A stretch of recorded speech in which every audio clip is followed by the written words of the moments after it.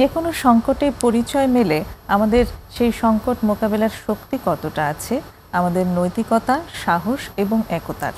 সংকট যেমন আমাদের ভেঙে দেয়, তেমনি আবার রুখে দাঁড়ানোর বা ঘুরে দাঁড়ানোর শক্তি যোগায়। শুরু হয় এক নতুন সূচনার। সুপ্রিয় দর্শক, আজ আমাদের আলোচনার বিষয় প্রমিসেস জানতে চাইয়ে সংকটে বিহ্বল মন এবং এর যত্ন। আর এ বিষয়ে আলোচনা করার জন্য আজ স্টুডিওতে উপস্থিত আছেন সাইকোথেরাপিস্ট মাহমুদা মহসিনা বুশরা। তোমাকে স্বাগতম বুশরা আমাদের স্টুডিওতে। ধন্যবাদ নজাত। কেমন আছো? তুমি যেরকম বলছিলে ওই জায়গা থেকে এখন বেশ মোটামুটি একটু রিল্যাক্স আছি, ভালো আছি। সত্যি তাই, আমরা একটা ক্রান্তিকাল অতিক্রম করেছি এবং করছি আসলে। জাতিগতভাবেই আমরা একটা বড় সংকট আসলে মোকাবেলা করেছি, এখনো করছি। তো এই যে সংকট, এই সংকট আসলে আমাদের অনেক কিছু দেখিয়েছে। এখানে আমরা যেমন বিহ্বলতা দেখেছি, আজকে নামটা দিয়েছি বিহ্বল মন, মানে এত ওভারওয়েলমড হয়েছি আমরা, এখনো আছি। তো এই ওভারওয়েলমিংনেসের আসলে ইম্প্যাক্টটা কি দেখছো তুমি সমাজের মানুষের মাঝে?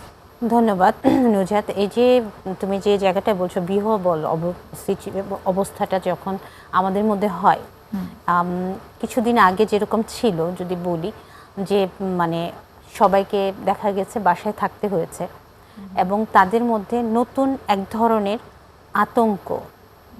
আতঙ্ক একদিক দিয়ে আমার রাগ কাজ করেছে, একদিক দিয়ে ভেতরে যখন সিচুয়েশনটা আরও ঘোলাটে হয়ে গেল, তখন কিন্তু অনেকে চিন্তা করছিলাম আমরা যে আসলে যাচ্ছি কোথায়, অনিশ্চয়তা।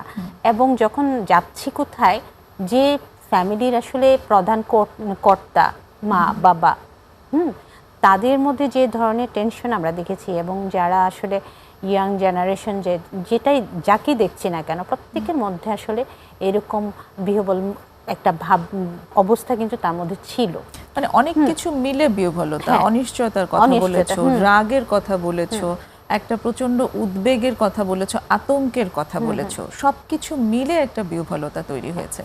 এবং ওই সময়টায় আসলে চিন্তা করে আসলে যাচ্ছিল না যে আমি আসলে কি করব, মানে কোনো একটা কাজ আমি করব, এই কাজটা আমি আসলে করব কোথায়, কিভাবে চলবো, দোকানপাট সব কিছু বন্ধ, এবং আমাদের পড়াশোনা, আমাদের জব সেক্টর সব কিছু কিন্তু বন্ধ, স্থবির।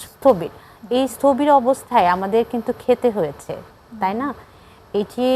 এই জায়গাটা আমাদের সবচেয়ে বড় নিড, যেটা যে খাওয়া, স্বাভাবিক জীবন যাপন করতে হয়েছে, সেটা বলতে চাইছি তো। সেই জায়গাটা যে তখন কিন্তু আসলে আমাদের ওই এতগুলো অনুভূতির পাশাপাশি কিন্তু ওইখানেও আরেকটা অনেক বড় যে ফিলিংটা কাজ করে, এটা হচ্ছে অনিশ্চয়তা, যে আসলে আমি করব কি।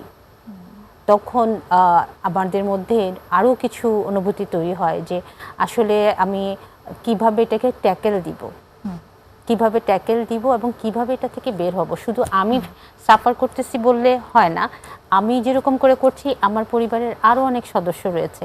কি ধরনের প্রভাব দেখেছো মানুষের আচরণের মধ্যে? এই যে আবেগ, যে আবেগগুলোর কথা বললে, এর বহিঃপ্রকাশ কিরকম ভাবে দেখা গেছে? বহিঃপ্রকাশ যদি বলি যে হ্যাঁ, ঘরের বাইরে যেটা হয়েছে সেটা যদি বলি, ঘরের বাইরে যে জায়গাটা ছিল, যে আমাদের মধ্যে এক ধরনের কিন্তু বিশেষ করে যে একটা তীব্র রাগ কাজ করেছে, কেন নয়, আবার আরেকটা জায়গা দিয়ে কাজ করেছে যে একটা অভিমানও, যে হতে তো পারতো। এই যে ভেতরে অভিমান এবং রাগ, ওই জায়গাগুলো বেশ কাজ করে, এবং আমরা কেউ অ্যাগ্রেসিভ হয়ে গিয়েছি, কেউ হয়তো বা নিজেকে গুটিয়ে নিয়েছি। আর সবচেয়ে বড় যে জায়গাটা, যে আমি কি বলবো, আমারও বলার কিছু আছে। সবচেয়ে কষ্টদায়ক জায়গা ছিল এটা, যে প্রত্যেকেরই কিছু একটা জায়গা ছিল যে আমরা আসলে বলতে পারছি না কোন জায়গাটায় কিভাবে কথা বলবো, নিজেকে কিভাবে প্রকাশটা করব কিভাবে, যে আমার মধ্যে আসলে হচ্ছে যেটা আমার নিজস্ব একটা ফিলিং হতে পারে। হ্যাঁ, প্রত্যেকটা সিচুয়েশনে আমার আলাদা ফিলিং হতে পারে, এবং যারা ইনভলভ আছে বা এই সংকটময় সময়টার মধ্যে, তাদের এক ধরনের ফিলিং কাজ করতেছে। তো সবচেয়ে বেশি আসলে দেখা গেছে অ্যাঙ্গারটা, মনে হয় আমার কাছে মনে হচ্ছে অ্যাঙ্গার, ভয় এবং আরেকটা জায়গা খুব চমৎকার ছিল, কালকে একটা সেশন করাচ্ছিলাম, সেখানে একজন বলছিল যে ভয় যেমন কাজ করছিল, রাগ যেমন কাজ করছিল, তার পাশাপাশি নির্ভীক, যে একটা নির্ভীক শব্দটা যখন বলেছে আমার আসলে দারুণ তখন লেগেছে যে হ্যাঁ আসলেও নির্ভীক অবস্থাতেই তারা ছিল। এটা কি ওই যে শুরুতে যেটা বলছিলাম যে সংকট আমাদেরকে ঘুরে দাঁড়ানোর শক্তি যোগায়, হ্যাঁ সেরকমও একটা ব্যাপার যে সংকটে আমি অনেক সময় ওই শক্তিটাও পেয়ে যাই যে আমি আর এভাবে আমি আর থাকবো না, আমি কোনো না কোনো কিছু ভাবে পরিবর্তন করব এবং সেটা প্রকাশ করব। হ্যাঁ, পরিবর্তন করব মানে আমি করবই, এবং ওই যে একটা চ্যালেঞ্জ নেওয়া, টার্গেট নেওয়া, ওইটা অ্যাচিভ করার জন্য কিন্তু তারা অনেক ধরনের অ্যাক্টিভিটি হাতে নিয়েছে। এবং ওই জায়গা থেকে হ্যাঁ আমি তাদেরকে আসলে বলতে পারি যে ওই সময় আমাদের কিন্তু সংকটময় সময়ে যেরকম এই ধরনের ফিলিংগুলো কাজ করে, পারছি না, পারবো না, আবার সাথে সাথে যখন ওই জায়গাটা থেকে যখন চিন্তা করি যে না এবার আমি ঘুরে দাঁড়াবো, তখন কিন্তু এক ধরনের সাহস চলে আসে, ভীষণ একটা সাহস চলে আসে। এবং সেই জায়গা থেকে কিন্তু আমাদের ক্রিয়েটিভিটিটা কাজ করে। একটু একটু এই জায়গাটাতে যদি আসি, এই যে মতামতের জায়গাটি, হ্যাঁ এই যে যেটা বলছো যে বিভিন্ন লেভেলের বিভিন্ন রকম মতামতের একটা ব্যাপার কিন্তু ছিল। আমরা যদি বাড়ির ভেতরের কথাই চিন্তা করি, এই সময়টা যে আমরা পার করেছি এবং করছি, একই বাড়ির ভেতরে কিন্তু এক এক রকম মত আছে, ছিল, তাই না? তো সেই জায়গাটিতে একটা কিন্তু বড় ধরনের মানে কি বলবো একটা আন্দোলন চলেছে না, মনের ভেতরকার আন্দোলন চলেছে যে আমি আমারটা কিভাবে প্রকাশ করব। আমি যিনি বয়োজ্যেষ্ঠ, তুমি বলেছো যে বাড়ির কর্তা বা বাড়ির ছোট, তো যিনি বয়োজ্যেষ্ঠ তার হয়তো একটা মতামত, তিনি তার মতামত নিয়ে একটা জায়গায় আছেন, আরেকজনের আরেকটা মতামত নিয়ে সে আর একটি জায়গায় আছে। এইরকম ভাবে কিন্তু প্রত্যেকটি বাড়ির ভেতরেও এরকম একটা আন্দোলন হয়েছে, তাই না? একটু আগে আমি কথা বলছিলাম তো সেখানে দেখা গেল যে এখন যে সংকটময় সময়টা যে যাচ্ছে, এখনো যাচ্ছে কিন্তু হ্যাঁ, যে আমরা এখন কিন্তু মনে হচ্ছে যে বাসা থেকে বের হতে ভয় পাচ্ছি, এবং কেউ আমরা হচ্ছে একই বাসার মধ্যে হয়তো মনে হচ্ছে যে আমি বাইরে যাই, প্রোটেকশন দিতে হবে, কেউ আবার বলছে যে ও যদি বাড়ির বাইরে চলে যায় আমি তাকে হারিয়ে ফেলতে পারি, সেই জায়গা থেকে আমি তাকে আটকাচ্ছি। হ্যাঁ, আবার সে বের হতে চাচ্ছে যে আমার এখানে করণীয় আছে, এবং ওই জায়গাটা কিন্তু যখন আমরা করতে না পারছি তখন কিন্তু গিল্টের একটা অপরাধ বোধটাও কিন্তু ওখানে কাজ করে। এবং তারপরে আরেকটা জিনিস যেটা কাজ করে যে এই যে সমন্বয়ের যে জায়গাটা থাকে, যে আজকে ওরা আমার জন্য দাঁড়িয়েছে, কিন্তু আমি না গেলে ওরা কেন আমার জন্য দাঁড়াবে, এই যে একটা সুন্দর একটা ঐক্যবদ্ধ একটা জিনিস, এই জায়গাগুলো কিন্তু আমরা পরবর্তীতে দেখতে পাই যে আমাদের মধ্যে এগুলো তৈরি হয়। ডেফিনেটলি সংকট আমাদের ভিতরে একতাও তৈরি করে দেয়, সেটা খুব চমৎকারভাবে আমরা দেখেছি এবং দেখছি। আমরা জানি না ভবিষ্যৎটা কি হবে, কিন্তু সুন্দর যে পরিবর্তনগুলো আছে সেই পরিবর্তনগুলোকে আমরা যেন প্রশংসা করতে পারি, যেটাকে ভুল সেটা যেন ভুল বলতে পারি, যেটা শুদ্ধ সেটাকে যেন শুদ্ধ বলবার সাহসটা আমাদের থাকে, সেটাই কিন্তু এখন হয়েছে দেখা যাচ্ছে। এবং সাধারণের ভেতরে কিন্তু সেই জায়গাটা, তুমি নির্ভীক শব্দটা যে এনেছো খুব চমৎকারভাবে কিন্তু অনেকেরই মধ্যে ওই জায়গাটা দেখা দিয়েছে এখন। এটা সংকটের খুব চমৎকার একটা দিক যে আমি নির্ভয় হতে পারছি কিছু জায়গায়, এবং ওই জায়গাটা নিজেকে কিন্তু আমি কখন নির্ভীক হচ্ছি, যখন আসলে আমি সবকিছু দেখে বুঝে তারপরে কিন্তু আমি ওই নির্ভীক জায়গায় যাচ্ছি, আমি দায়িত্ব নিচ্ছি, আমারটাও দায়িত্ব নিচ্ছি, এবং আমি আমার আশেপাশের সবার দায়িত্বটাও নিয়ে কিন্তু আমি তখন ওই কাজে নামছি যে আমি পারবো, এবং আমার সাথে আরো 10 জনকে আমি নিয়ে পারবো। ওই একটা মজার জিনিসই আসলে আমরা এই সংকটের ভেতরে কিন্তু একটা পরিচয় পেয়েছি যে মানুষ হিসেবে আমরা চাইলে নিজেদেরকেও হঠাৎ করে পরিবর্তন করে ফেলতে পারি। খুব আমাদের আগের শোগুলোতেও যেমন ভীষণভাবে একটা হাহাকার ছিল গেস্টের মাঝে, এবং আমরা আলোচনা করতাম যে এখনকার যে জেনারেশন তাদের মাঝে আমরা কোনো একতা দেখি না, তাদের মাঝে আমরা কোথাও এটা পাই না যে তারা খুব সামাজিক হয়েছে, সামাজিক অ্যাক্টিভিটি হচ্ছে, প্রত্যেকেই খুব সেলফ সেন্ট্রিক হয়ে গেছে, আত্মকেন্দ্রিক একটা জীবন যাপন করছে, তারা মাঠে যায় না, খেলে না। হুট করেই কিন্তু এই এখনকার জেনারেশনটি খুব চমৎকারভাবে মাঠ কেন্দ্রিক হলো, তারা ঐক্যবদ্ধ হলো, হতে পারলো, এবং এই যে দায়িত্বের জায়গাটি সেটা খুব চমৎকারভাবে তারা রপ্তও করতে পারলো। তো তার মানে কিন্তু বিষয়টা এইরকম যে চাইলে আমাদের পক্ষে সম্ভব, এবং এই যে তাদের ভিতরে যে পরিবর্তনটা এসেছে এখন, এই পরিবর্তন কিন্তু তাদের জন্য একটা লাইফ লং কিছু লার্নিং যোগ করে দিচ্ছে। অবশ্যই এই যে তারা নিজেরা নিয়ম তৈরি করছে, তাদের হাতে কিন্তু আমি যে জায়গাটা বুঝি, তাদের হাতে কিন্তু এখন আমাদের দেশটা তাদের হাতেই সবকিছু দেখা যাচ্ছে যে চমৎকার করে, যে ওরা যে রাস্তার যে ট্রাফিকের দায়িত্বগুলো পালন করছে, নিয়মতান্ত্রিকতার যে চর্চা করছে। একটা ছোট বিরতি নেব বুশরা, বিরতি নিয়ে এসে আমরা আবার এই জায়গাটা থেকে শুরু করব। প্রিয় দর্শক, আমাদের সঙ্গেই থাকুন, একটা বিরতি নিয়ে এখনই ফিরছি।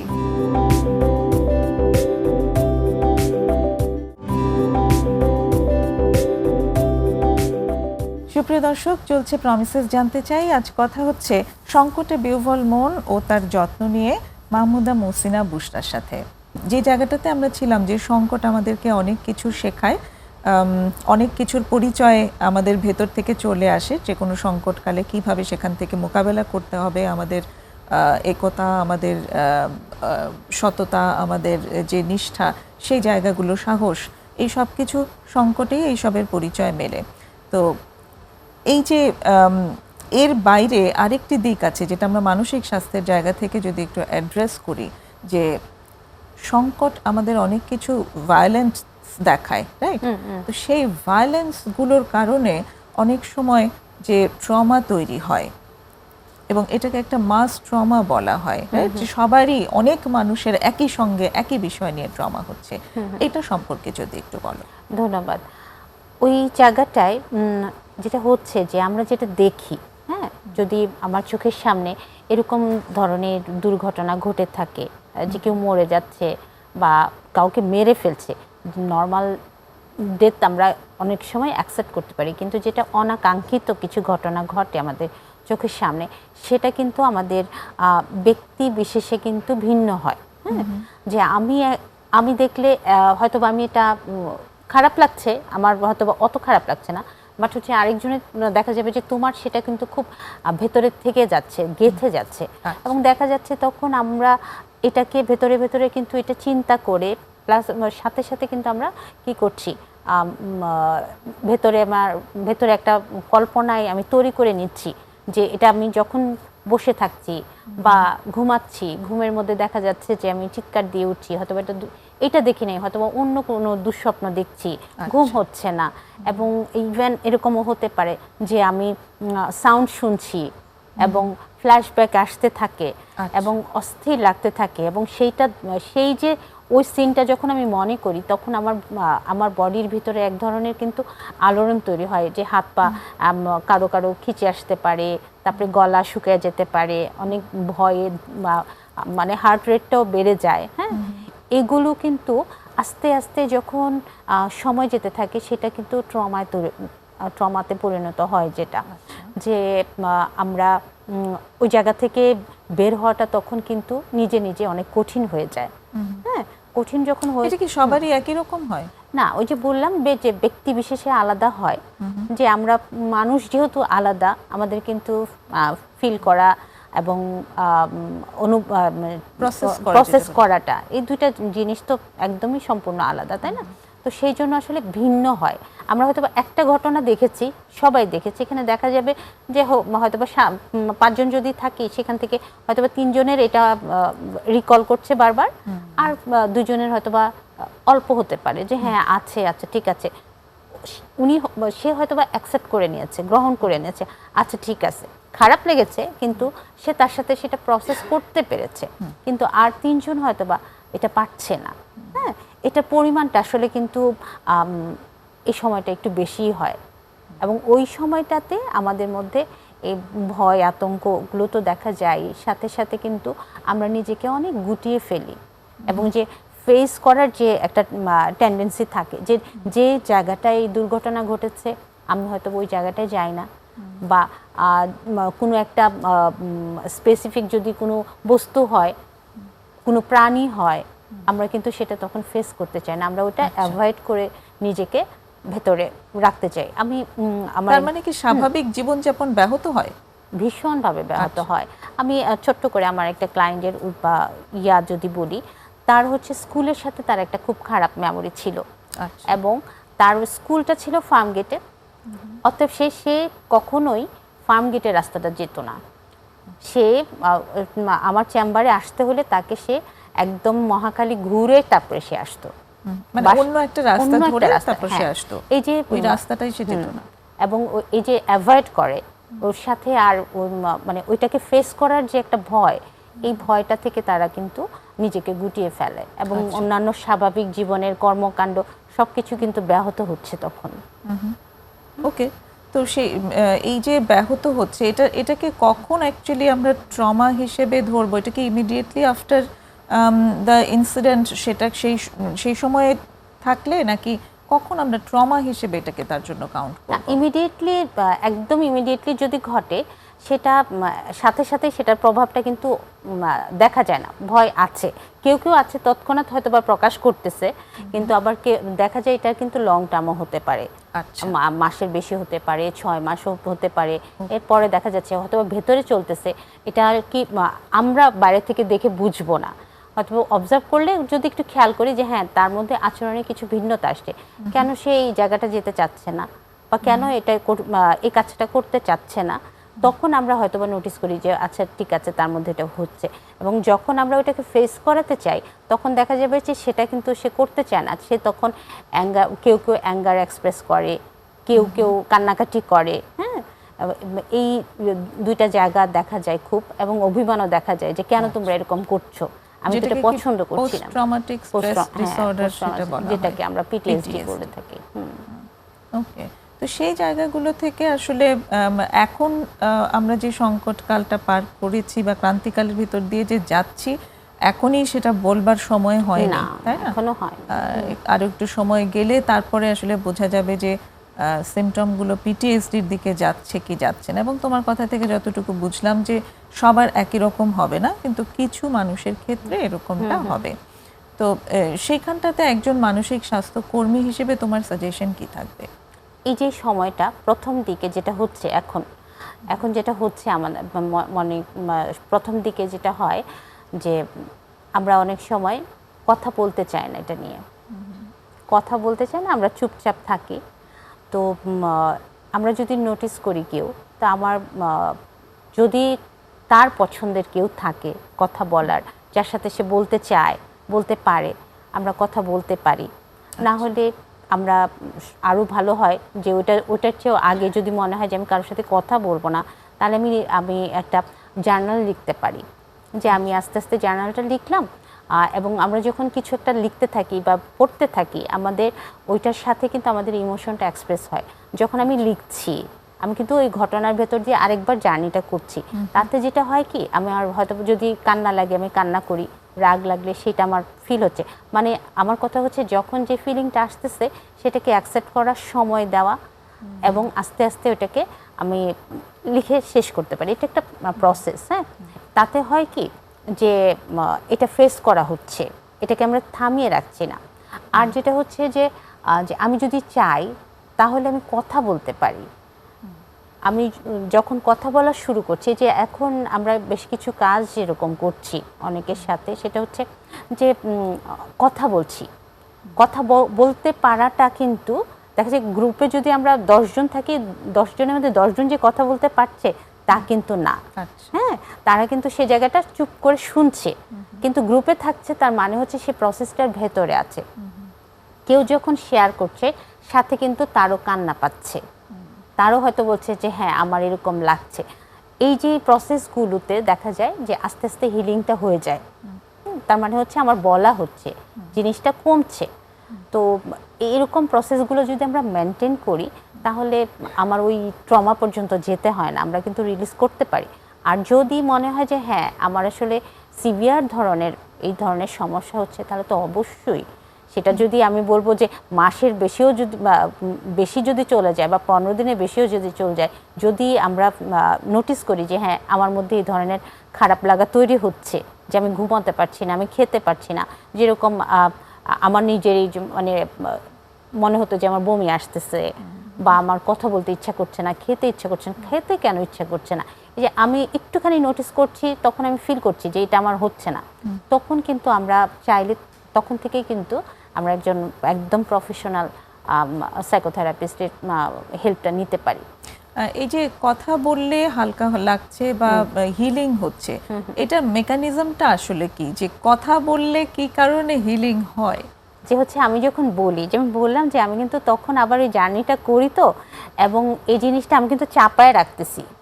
হ্যাঁ, যে আমি বলতে পারার যে ইয়াটা কি বলে, বলতে পারা যে এক ধরনের রিল্যাক্স দেয় আমাকে, হ্যাঁ, সেটা হচ্ছে ওখানে ওই পারমিশনটা পাওয়া যায়, একটা পারমিশনের জায়গা। এবং আরেকটা যেটা আমার কাছে মনে হয় যে আমি যখন বলছি আমি নিজেই সেখান থেকে একটা নতুন ভিউ পাচ্ছি, আমার অনুভূতিগুলো সম্পর্কে সচেতন হচ্ছে যে আমার আসলে এই জায়গাটাতে এই অনুভূতি হয়েছে, এবং এই সচেতনতাটাই আমাদের অনেক ইনসাইট ক্রিয়েট করে দেয়, যেটা হিলিং এর জন্য হেল্প করে। একটা ছোট বিরতির আবার সময় হয়ে এলো, বুঝটা আবার গল্প করব বিরতির পর। প্রিয় দর্শক, আরেকটা বিরতি নেব, আশা করি সঙ্গেই থাকবেন।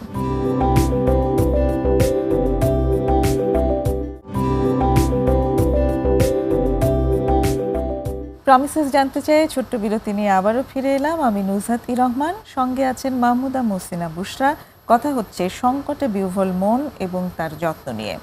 এই সংকট সময়ে যেটা হয় যে আমরা আগেও বলেছি, আলোচনায় এসেছে অলরেডি, যে ভিন্ন ভিন্ন মত, এক একজনের মতামত এক এক রকম। এই ভিন্ন মত একটা অস্থিতিশীলতা তৈরি করে। আমরা যদি বাড়ির ভেতরের কথাই ভাবি, তুমি বলেছো যে একজনের ইচ্ছা হচ্ছে যে সে একটা স্টেপ নেবে, আরেকজনের ইচ্ছা হচ্ছে মানে প্রতিবাদে অংশ নেবে, আরেকজনের ইচ্ছা হচ্ছে যে, আরেকজনের মত হচ্ছে না তুমি প্রতিবাদে যেতে পারবে না, কারণ আমি সেখানে তোমার ক্ষতি হওয়ার একটা সুযোগ আছে, রাইট? এই যে ভিন্ন মত, এই জায়গাগুলোতে কিন্তু একটা অস্থিতিশীলতা তৈরি হয়েছে। এই জায়গাটা সম্পর্কে কি বলবে? ধন্যবাদ।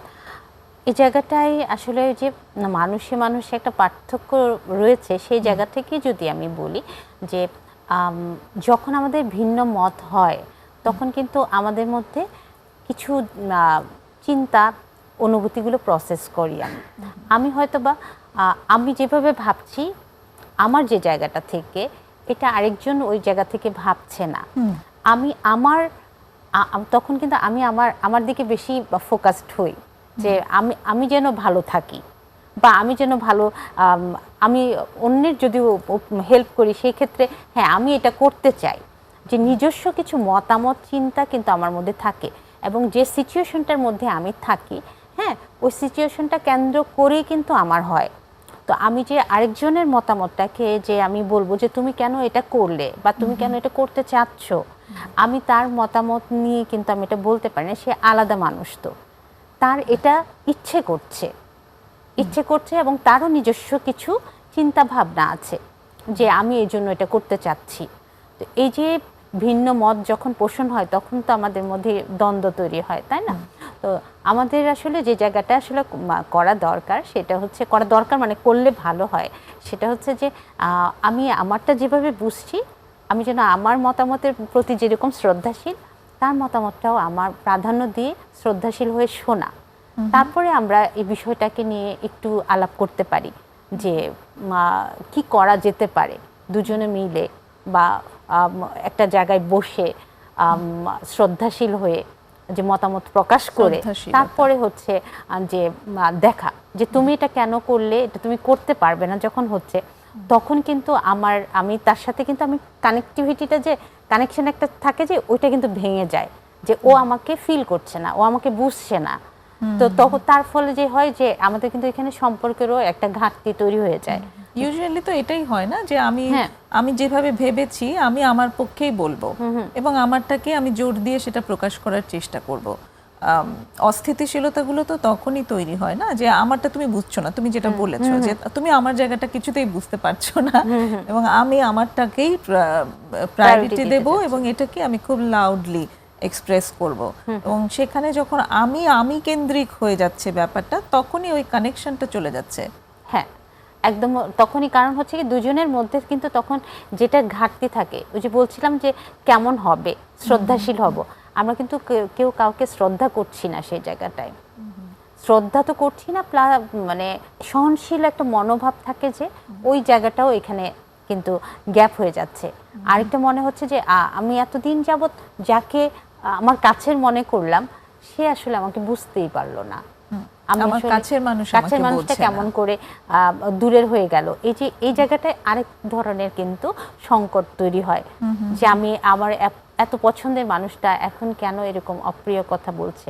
বা এটাও হতে পারে অপ্রিয় না, মনে করো যে আমি তোমার প্রোটেকশনের জন্যই কিন্তু আমি বলছি যে না তুমি এটা করতে পারবে না, তুমি এটা করলে তুমি বিপদে পড়বে। তো সেই জায়গাটাও কিন্তু দেখা যাচ্ছে যে আমি বিপদে পড়বো কি পড়বো না, হ্যাঁ, সেই জায়গাটা তখন তার কাছে কিন্তু এটা এক ধরনের টর্চার ফিল হয় যে আমাকে চাপিয়ে দিচ্ছে। তারও নিজস্ব আসলে সেই চিন্তা করার মতো ক্ষমতা রয়েছে।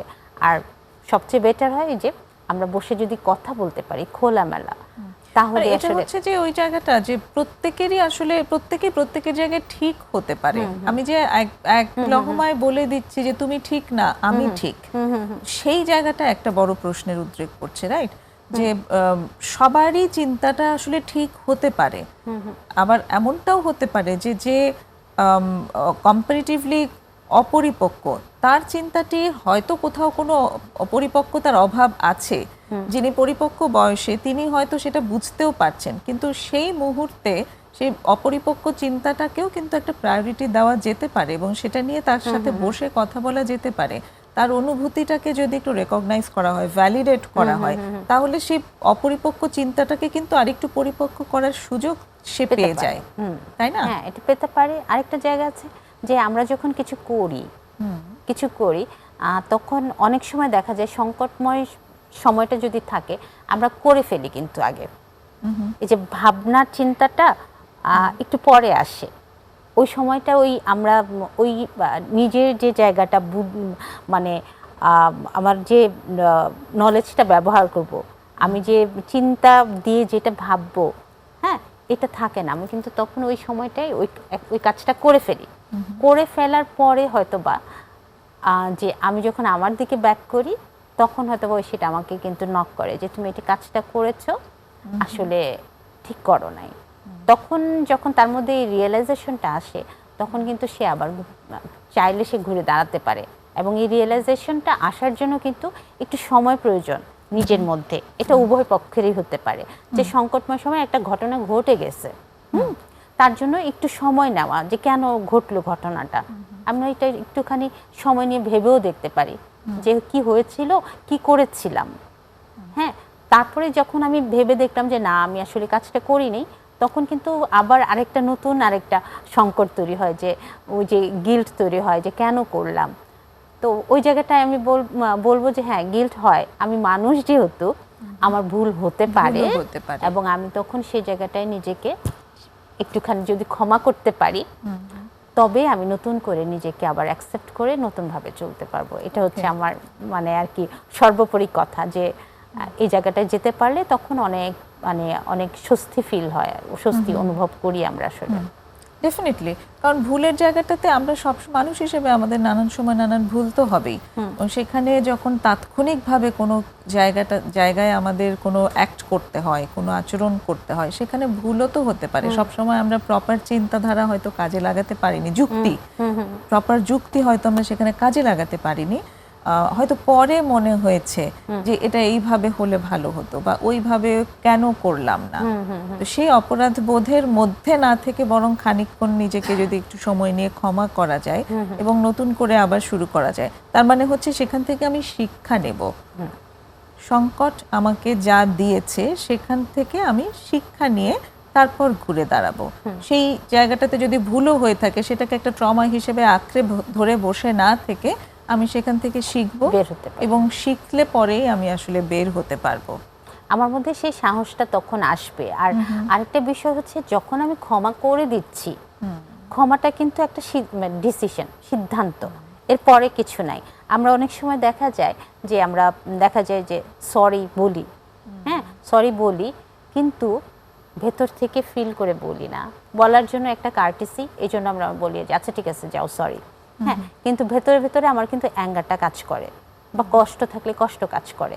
মেনে নিচ্ছি না, মেনে নিচ্ছি না, আসলে মেনে নিচ্ছি না। আমাকে আগে তৈরি হতে হবে যে আমি কি আসলে ক্ষমা করতে চাই কি না, যে কেন ক্ষমা করব। সেটা অন্যের পক্ষে যেরকম একটা মানে ক্ষমা করা খুব সহজ, খুব সহজ মানে কি যারা করতে পারে তাদের জন্য খুব সহজ যে তাও না, যে আমি যদি যখন চিন্তা করি যে আমি ক্ষমা করব, হ্যাঁ, সেই জায়গাটা, এবং তার চেয়ে কঠিন হচ্ছে নিজেকে ক্ষমা করাটা, সবচেয়ে কঠিন আসলে। হ্যাঁ, অনেক ধন্যবাদ। আরেকটা বিরতির সময় হয়ে এলো, ফিরে এসে কথা হচ্ছে। দর্শক, আরেকটা বিরতি নিচ্ছি, সঙ্গেই থাকুন।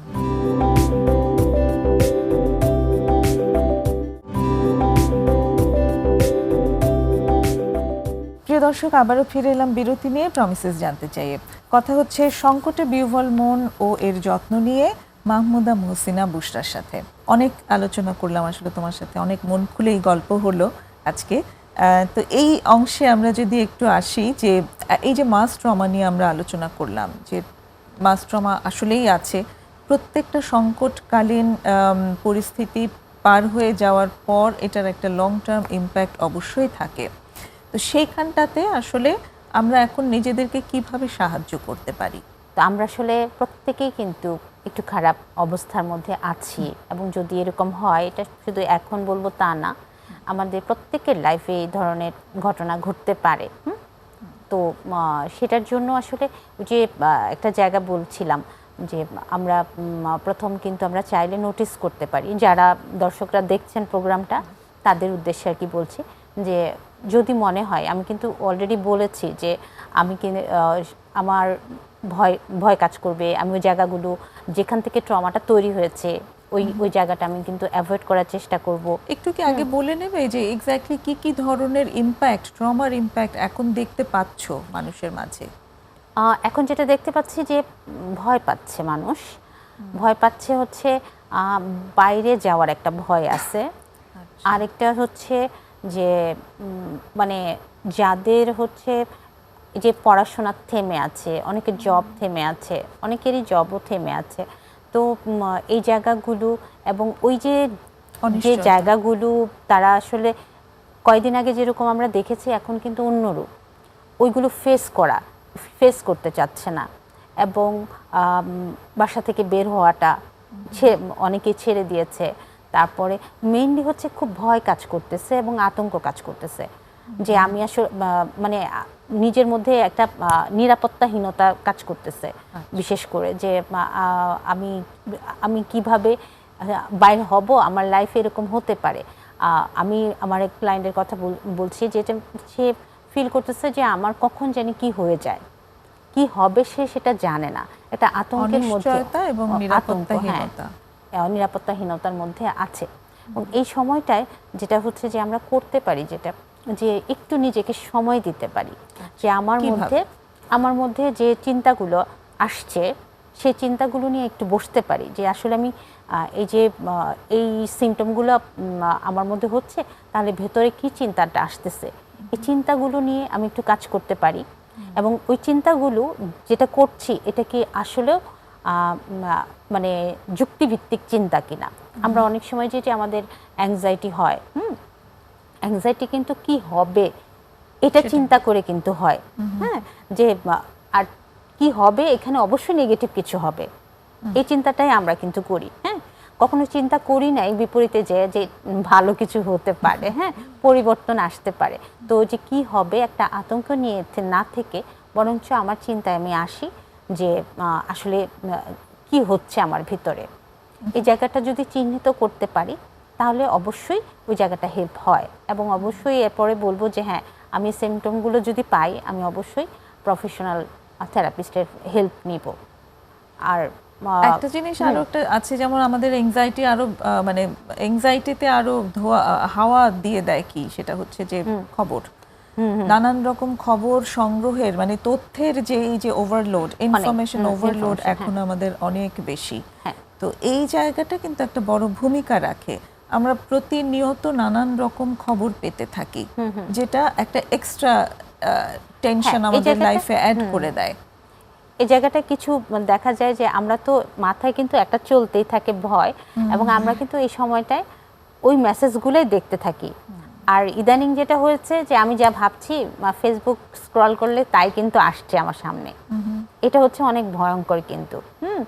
তো এই জায়গাগুলো যদি একটু সচেতন হতে পারি যে আমাকে যেটা পেন দিচ্ছে, যেটা আমাকে মনে করিয়ে দিচ্ছে এই জায়গাগুলো, আপাতত আমি বলবো আপাতত আমি না দেখি, যতদিন পর্যন্ত আমি নিজেকে সেট না করতে পারি, মানে একটু লিমিট করে একটু আনা। লিমিট করে। হ্যাঁ, একদম ওটারই ভেতরে থাকছি আমরা দিন রাত, সেটাতে কিন্তু আমাদের ডেইলি লাইফ হ্যাম্পারও হচ্ছে। ডেইলি লাইফের যে অ্যাক্টিভিটি গুলো আছে সেগুলোও কিন্তু অনেক ক্ষেত্রে থেমে থাকছে। তো সেখানটাতে একটু লিমিট করতে পারি, রাইট? হ্যাঁ, লিমিট করতে পারি এবং চিন্তা করতে পারি। আর শুধু এটা ছাড়া আমরা কিন্তু একটু যদি 2 দিন আগের কথা আমরা চিন্তা করি যে আমাদের হাতে তো স্ক্রলিং ছিল না, বন্ধ ছিল, তখন আমি কি করতাম?